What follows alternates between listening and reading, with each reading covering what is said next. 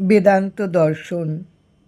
আমি যে অনুভব করছি আমার সসীম সত্তা, আমি কি করে ভাবব যে আমি আত্মা? এই আপাত প্রতীয়মান অহং প্রকৃতপক্ষে ভ্রম মাত্র। এই ভ্রমাত্মক অহং এ আসক্ত থাকা অতি নীচ কার্য। যে ব্যক্তি এই সকল কথা শুনিলে ভয় পায়, সেই ব্যক্তি তোমাকে বলিবে সম্পূর্ণ আত্মত্যাগই সকল নীতির ভিত্তি।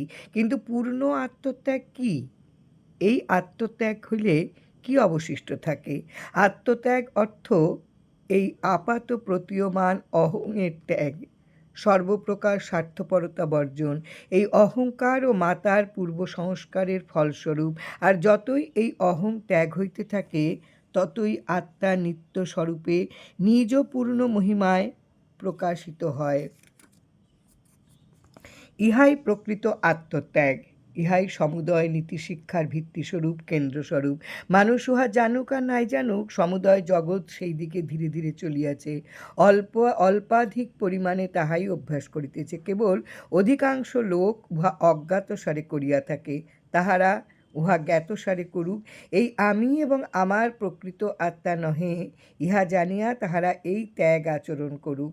এই ব্যবহারিক জীব সীমাবদ্ধ। এখন যাহাকে মানুষ বলা যাইতেছে, সে জগতের অতীত অনন্ত সমস্ত সামান্য আভাস মাত্র। জয় রাম, জয়।